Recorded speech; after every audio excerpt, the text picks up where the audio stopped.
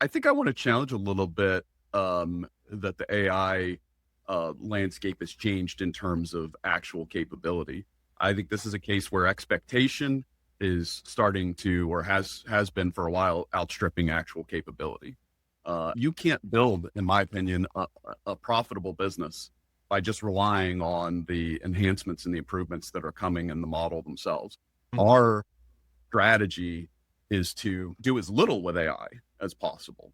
Welcome to the DevNTell podcast, where founders, hackers, and anyone in between showcase their products built on the bleeding edge of tech. GM, welcome back to the show, Ryan and Eric. Pleasure to have you back on, guys. Thank you for having us. Yeah, great to be here again. Of course. And I know you guys have been hard at work, putting in the hours into ChainCraft since the first time you guys were on. And I'm really ecstatic for our audience to kind of get a peek see at what you guys have been building. But I guess before that, and in case people didn't catch you the first time around, would you just like to give an introduction about yourselves? Sure. So I'm Ryan Beltrán, aka Blucho. I sort of am the strategy at ChainCraft and have the blockchain experience and heavy gamer, all-time lifer when it comes to games. And that's sort of what I've brought to ChainCraft. Yeah, thanks. And I'm Eric. I'm tech at ChainCraft Games. Really into, I'm a heavy gamer, also a heavy like tabletop gamer. I participate in regular sessions. So I've really been interested in how we can use AI to enable creation of those type of experiences, which I think bring a very different feel and set of mechanics than you see in, a typical 2D or 3D game. Amazing. And I know you guys have quite the interesting backgrounds in tech as well, and have kind of led you up to this point. I guess for people who, again, didn't catch the first episode, how did you guys kind of meet each other and decide to co-found a company? Yeah, well, Yeah. Go ahead.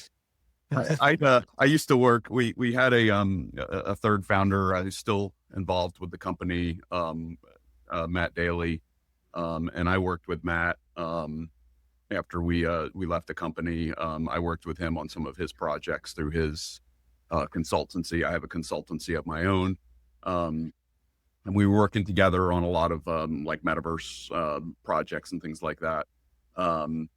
We were working with a company specifically that was in the Web3 blockchain space, and Ryan actually came on, did some consulting with us. And after that project kind of wrapped up, Matt and Ryan, I think, had been talking about the opportunity that exists in the Web3 space, particularly in terms of like, getting some grant or non-dilutive funding to go pursue technologies. And so a couple of years ago, I think we decided, hey, let's see what we can do. Let's give this a try. And we pretty quickly, I was like, okay, what do you guys want to build? And they're like, oh, we want to build a game builder, and I was like, oh, that's interesting. Pick an easy problem. Yes. And so we started talking about different things. We've always kind of been gravitating towards, we think that there is an underserved niche in game content creation, which is text-based games, card games, board games, trading card games.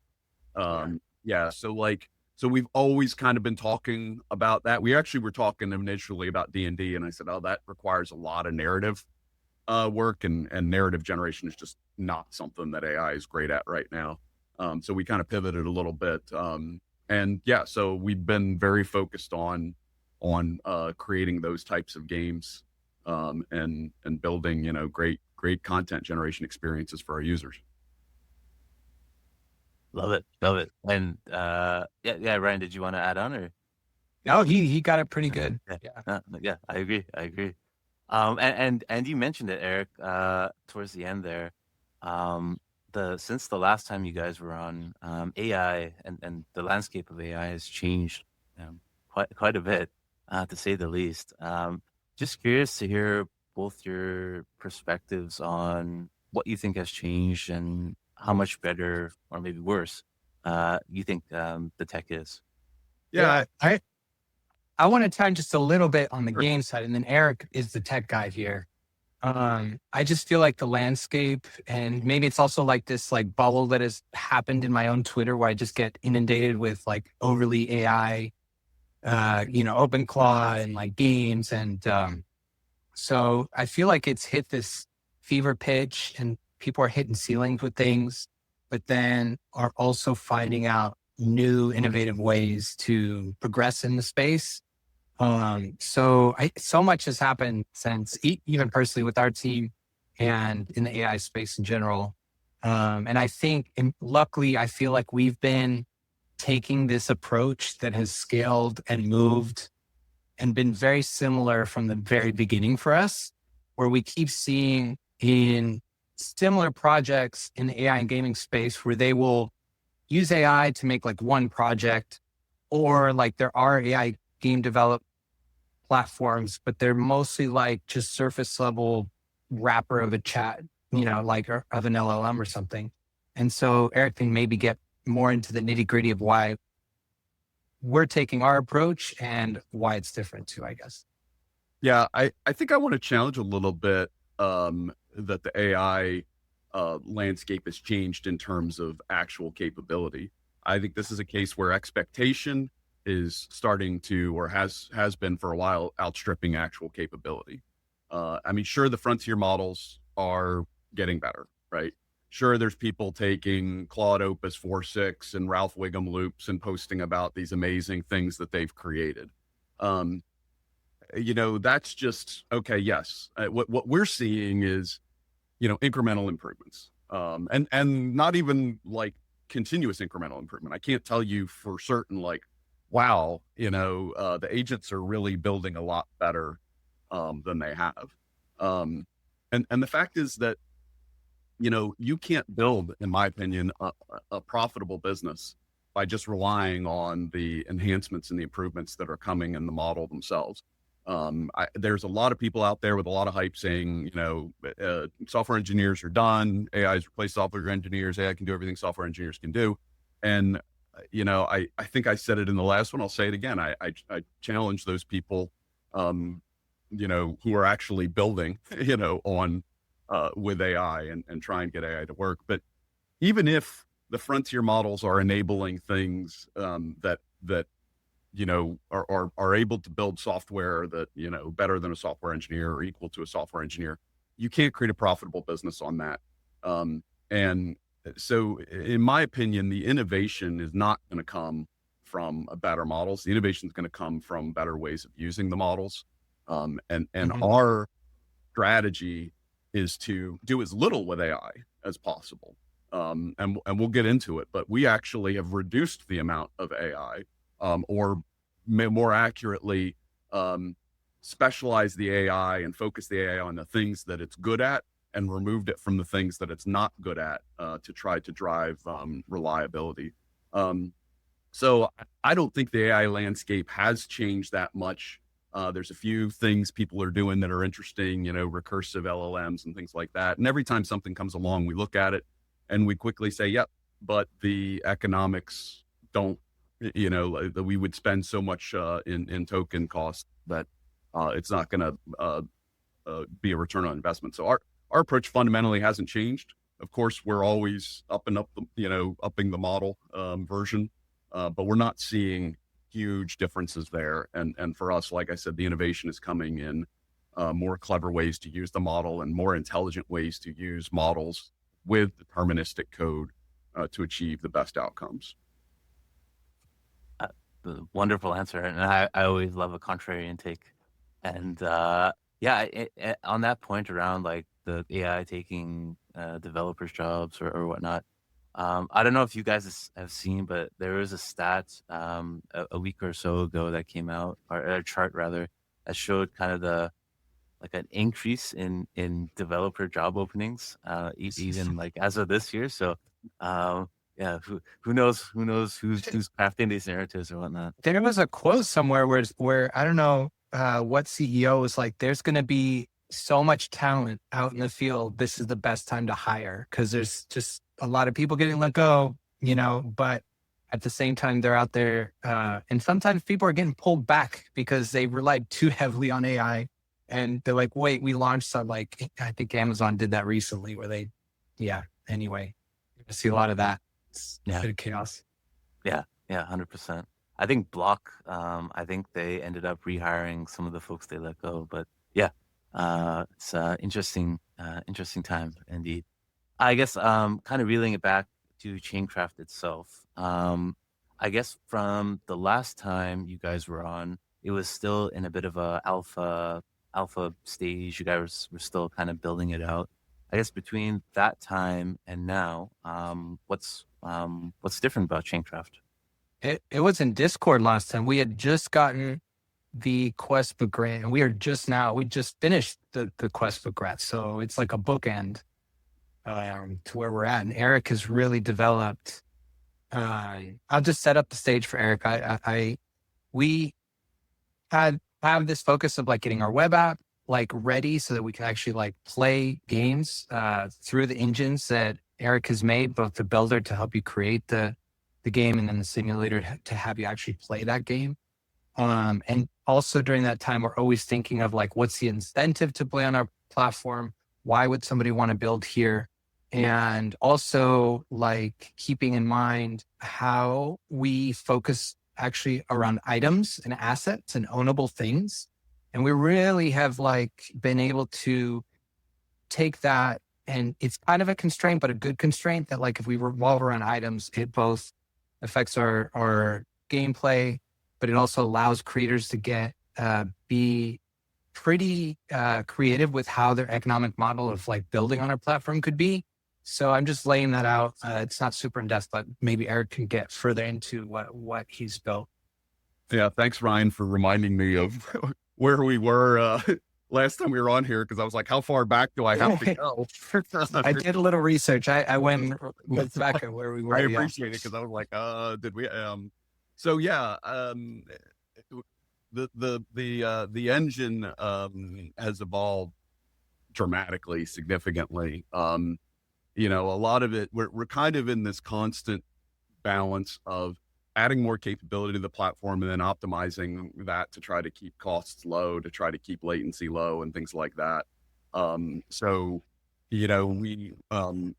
the Discord days, we largely have kind of the same design front end, but we've done a few things to reduce token costs. So we started batching our design spec updates, what we call our spec. So now, like if you make changes and they update the spec, it won't go generate that right away. It'll like queue a few of those up.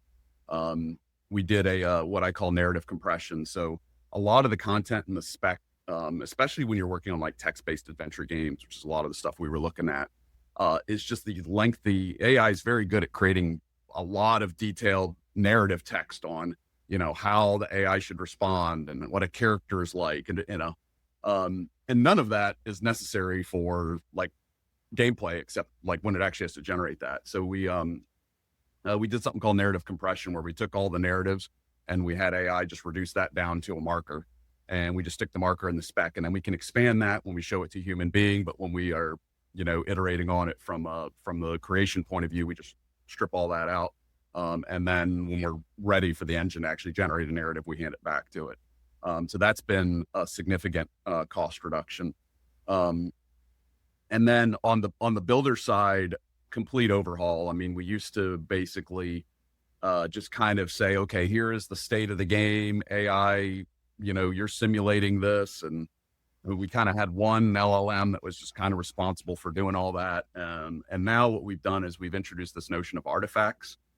So the artifacts are our schema, our game schema, our state transitions, and then our instructions. And another big focus for us was reliability. So when we had the LLM just updating the entire state, it would hallucinate, it would make bad decisions, it would forget things. And so what we did with instructions is we said, all right, let's give the AI a very narrow set of instructions, and it can't actually write the state. All it can do is we call them state delta ops. All it can do is say how it would change the state, and then we do all that deterministically. So when we actually update the game state, it's all deterministic. The AI is just saying these are the deltas that you need to make. So that resulted in more token usage than what we were doing before, but the game engine's much more reliable. And one of the really nice things is those artifacts get generated the very first time you simulate a game, and then every time you run that same spec version, it's exactly the same. So we see no variability between game sessions. And then most recently, because so now we're generating these artifacts. Well, now the AI can do a bad job of generating artifacts, and it can hallucinate. And we have all these validation rules that are looking at the artifacts and saying, is this artifact a good artifact? Is it going to produce a good game or a broken game? And so we wrote all these validation rules. But the problem was that, like, when the validation rules failed, your only recourse as a user was to go back and just start over. And so what we did is we introduced a repair capability. So now the system kind of self-heals. So it generates a bad artifact, it fails validation. We hand that to another LLM. We say, hey, we failed validation. And it goes back and it can do surgical edits on the artifacts to try to repair and fix it. And then most recently, in terms of the core game builder stuff, we are now experimenting with fully deterministic mechanics. So when the AI, you take like rock, paper, scissors, right? And the rules for how to figure out who won versus rock, paper, and scissors. Currently, those are text rules that are resolved by an AI because they're very hard to represent in our small instruction set. What we're doing now as an evolution towards more fully deterministic gameplay is we're actually taking those mechanics and saying, okay, just generate a function that implements those mechanics. And then we'll run that in lieu of the AI. So that's kind of the evolution. And we're on this path to, having fully deterministic games that reach out to an LLM when they need to for a narrative or for adjudication. But if they don't need an LLM, they don't use it. And then just to wrap up quickly, we participated in a couple hackathons. So we participated in the ETH Denver hackathon and an ARB hackathon. And for that, we added token duels, which is the ability to actually stake a wager for 2-player games and have some fun there. We added item creation, so the creator of the game can say, hey, when the person completes this game, I want you to be able to generate a token with their character and mint that character. And then later on in the game, we could pull that character in and you could use that character again. So it gives you some persistence there. And then we participated in the ARB New York City open house. And there we added the ability to pull in live data from blockchain or from REST APIs. And so we did a really simple, fun little prediction game where it was like, you can, I think Ryan calls it Tokimon, where basically like your character or your Tokimon's, strength is based on the current price of ETH or Bitcoin or whatever. So it's just some fun things that we can do. There's a lot more we can do in that space. And it's kind of, it's gratifying as a builder when you can add capabilities really easy, when you've built an architecture where this stuff just slots in, and we're getting to that point. So that's really cool. Yeah. To add to that, like all the hard work that Eric and also I'll mention Mark is our sort of front end and smart contract person who's been amazing. And we'll show the site in a little bit, but just between the amount of work on the foundation of all this that they've done this whole time, it is wonderful to see that now that the foundation's there, we have a laundry list of features, but that we want on our wish list, but we've seen that like some are just pretty easy to implement or add. And then that's just another tool belt or tool on the tool belt that kind of compounds the features that we can have over time for the user at the end of the day, which is pretty exciting. Yeah, I'll say I've taken a little bit of a peek and played around with ChainCraft, and yeah, it's I think it's going to be a really awesome tool and platform for people, hardcore gamers, and maybe not even the hardcore gamers, maybe just like the gamer who's like, oh, making a game. I never thought this was within my reach, but now it might be. And yeah, you mentioned that. I'd love to kind of segue into you guys just showing it in action, because I think it's worthwhile for people to see the fruits of your labor. Let's see.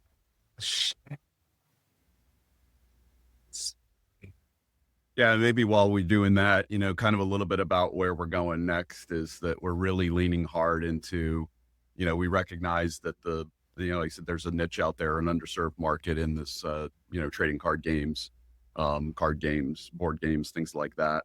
And so, currently we're still a text-based interface, and that has limitations on, the cognitive ability of your players to hold things in their head about how many cards there are and which cards and everything. So, so we know we need to introduce UIs, and we've got a good plan to do there where, basically we build a UX description of the game alongside of the specification. And then we can have various visualization strategies that can display, that can take that UX and say, okay, now I'm going to create a phaser-based interface, or I'm going to create a Babylon-based interface, or I'm going to ultimately, if you want to do Unity or Unreal or something like that. So, and then also, like I said, we're going to be doubling down on code generation, folding more like software engineering agents in that will generate full games, but with the ability to call out to LLMs and these other capabilities. Love it. Yeah, I will bring up your screen here, right? All right, yeah. Oh, so this is our current setup. We have it mobile first and browser first, so it plays really well on a cell phone, this is our main page. Once you come in, it asks you to create a profile. So we use Third Web to create a profile, and it has both like games you've created, games that you're working on.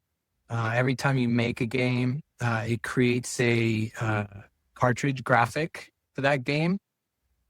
Actually go to Superhero Showdown's one of our favorites.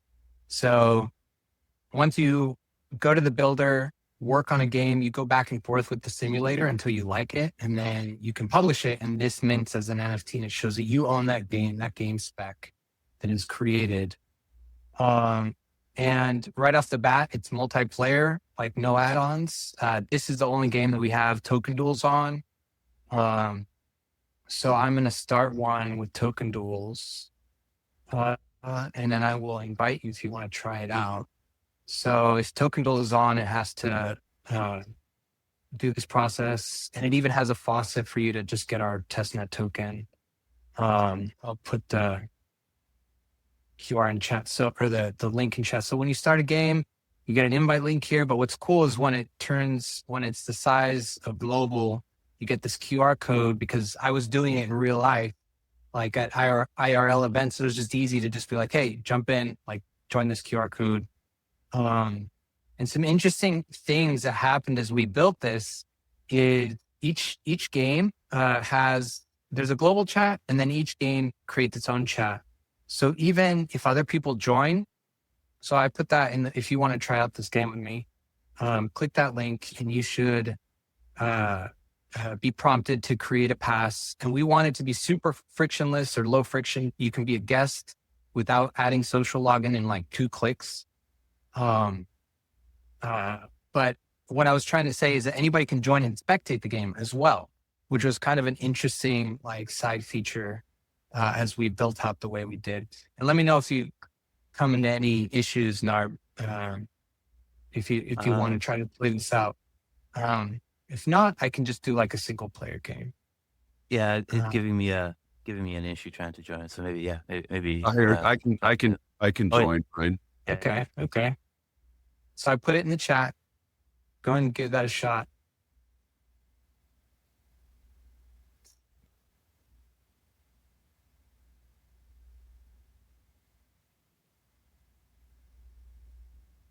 I gotta say, I love the cartridge. It gives like N60, N64 Super Yeah, Nintendo yeah. vibes.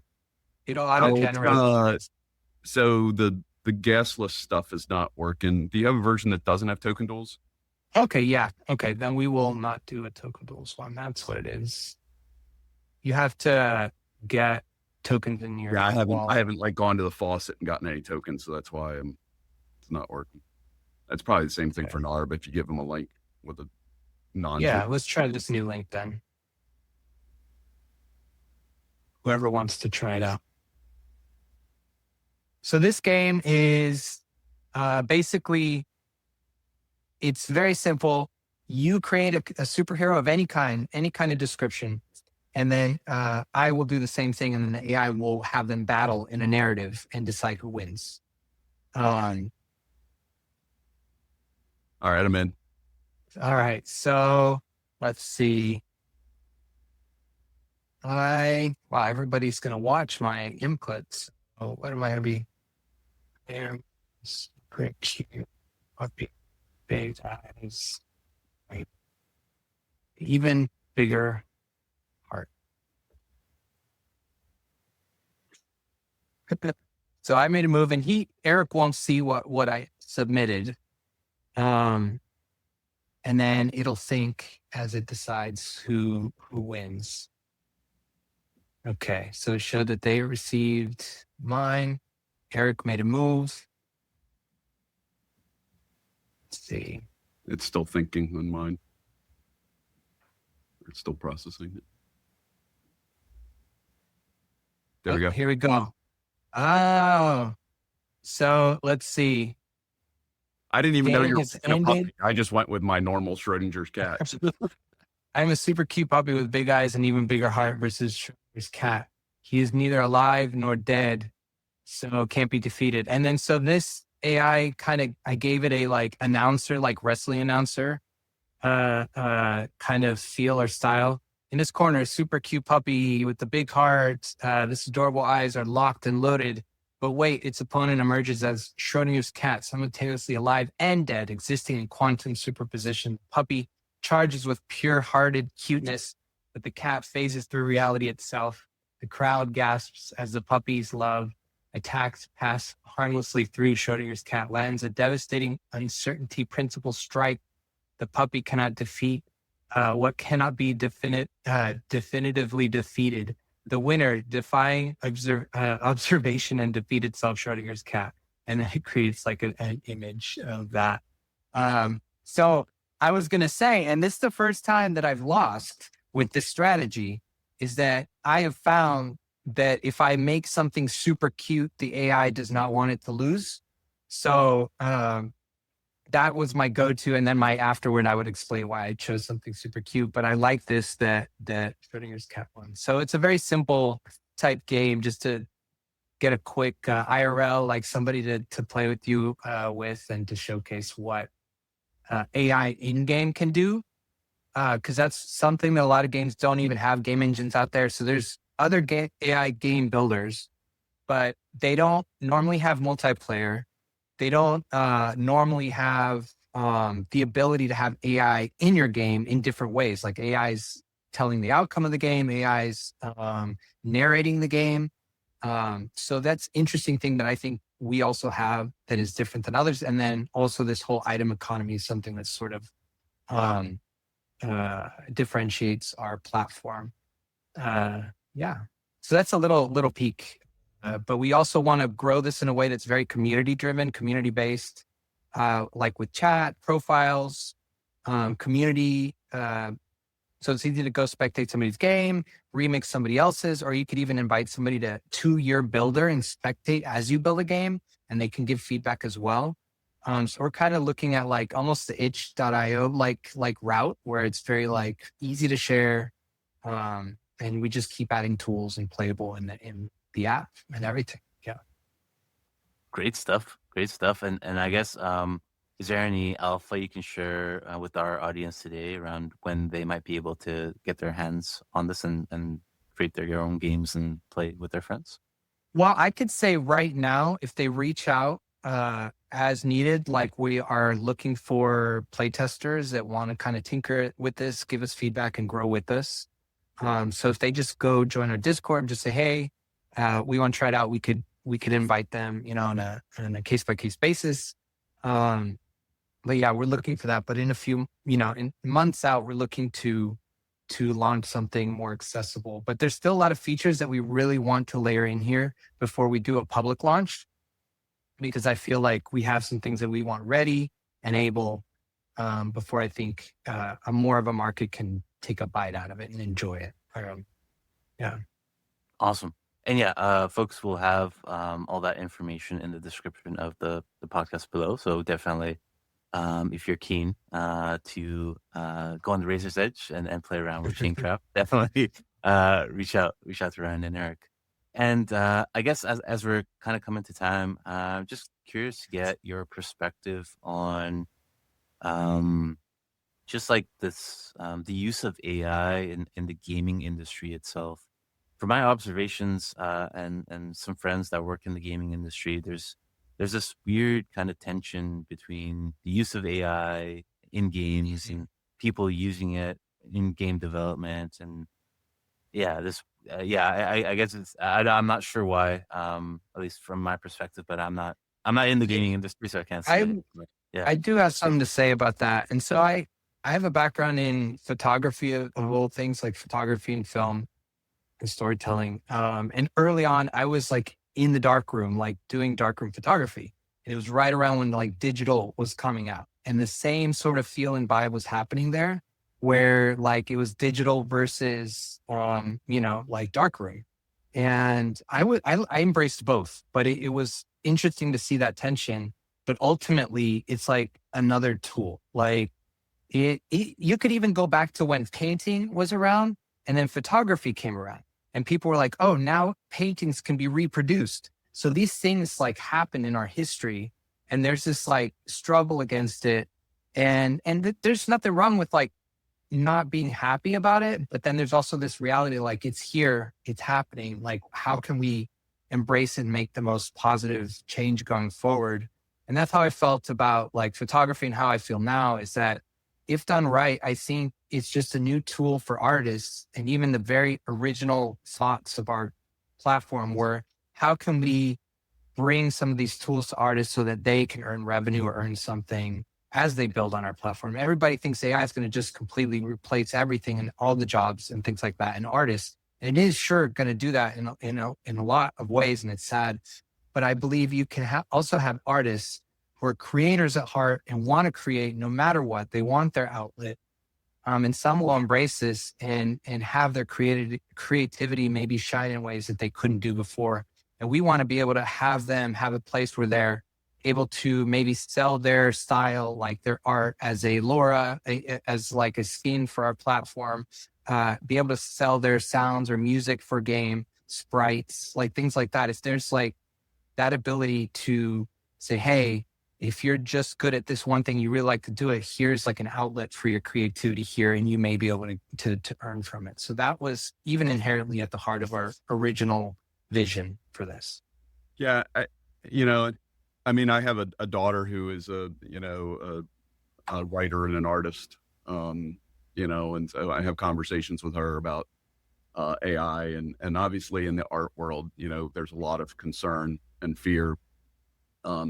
And I think, and I tell her, and I think it's true. I think it's a bit misplaced. I think most people are still going to gravitate towards human created experiences. In fact, human created experiences are going to become more valuable as we look at, the amount of, what people call slop out there, right? Like people that are just, throwing something out there on one of these content creation or game creator sites. People are concerned, I think, that somehow we're going to dilute the value of human generated art. And I don't think that's true. I think we're going to elevate it. But where I think the real benefit is that imagine the number of people out there that have really good, really creative ideas, but don't have the resources, don't have the passion, don't have the time to invest in creating a great tabletop or digital property. I look at what we're doing as expanding the scope and democratizing that creativity and giving people an opportunity who have great ideas but don't have the resources. We all, get to experience their great creative ideas, where we couldn't do that if we didn't have tools like this. So I really do feel I understand the pushback. I understand the animosity. We're not here to create a game builder that is going to replace human generated content. I am still going to love to play, great indie games and AAA games that were completely human created. But I really want to tap into that untapped potential, that creative energy that's out there, that just otherwise wouldn't be able to be expressed. Yeah, that's a wonderful answer. And I completely agree. I think these things always start out with this weird kind of tug left and right. And then I think everyone just like adapts. So I think this industry is going to be no different, at least from my perspective. And I realize we've gone a little bit over time, but one final question. Since you both are co-founders yourselves, and there might be some aspiring founders in our audience today, I guess, are there any words of advice or sage advice you want to pass along to anybody watching today? I mean, I'll say that it's a great time to have AI help you like iterate ideas and play, like simulate what your idea may be and how the outcome may play out. So those things I didn't have, you'd have to like workshop it yourself or work with other people. But I think for those out there, look for people in the same realm, look for if you need funding, that's always a big part. Like grants are great. And I gotta, really tip my hat to Arbitrum. I really like their longevity, their long-term goals. We've predominantly worked in the Arbitrum ecosystem, and they have a lot of grants out there that if you're, have a really good idea, pitch it to them, write it really well, put a lot of time and thought into how you pitch your grant. And at the very least, they will give you feedback on like why it doesn't work or why maybe to reapply again later. So we did our Questbook grant. So that's what I would say is it's kind of focused in that area, but yeah. Yeah, I guess I would say, don't skimp on your go-to-market. I'm a builder, right? So I'm like, I want to build, right? But you got to look at it as like, okay, I'm about to invest some number of years of my life and the sacrifices I'm going to make in my life and, my relationship, things like that, because I'm going to be spending time doing this while I'm working a full-time job, so spend some time figuring out who is your audience. Does your audience, do you have a compelling proposition for your audience? Can you monetize it, right? You're going to need to establish those things for yourself. And then you're going to need to establish them for other people because, when we started ChainCraft, we're like, okay, well, maybe we can just grow this thing, with sweat equity and non-dilutive funding and get some revenue and flywheel. And I'm quickly finding out that it's just not sustainable. It's just, not if you want to have any part of you left on the other end of it, right? So think about what you're really willing to invest, what you really can invest, what you can sacrifice. Definitely talk to your partners or your loved ones in your life and get their support and figure out, kind of where they are. And then, recognize that you may need to go and do a raise and you may need to pull in some help in order to realize this vision. And, and that's okay because it's better to get to the end of this and still have your health and your sanity, than to get to the end and just be completely burned out. So. Yeah, wonderfully said. And yeah, I've seen both sides of that story. And yeah, definitely need to lean on everyone around you to get that help. But I think this is a wonderful way to kind of end things off. Ryan, Eric, thank you so much for taking the time out of your busy days to come chat with us today. I really love where ChainCraft is at and where it's heading. And yeah, really looking forward to people getting their hands on it. And again, folks, if you are keen on getting your hands dirty with ChainCraft, the contact details to get in touch with Ryan and Eric are in the podcast details below. Thank you. And of course, my pleasure. And yeah, with that, wish everybody a happy rest of your day, and we will catch you back here next week for another great episode of DevNTell. Till then, have a good one, folks. Thank you. Of course.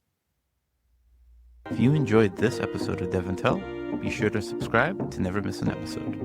Till the next one, cheers.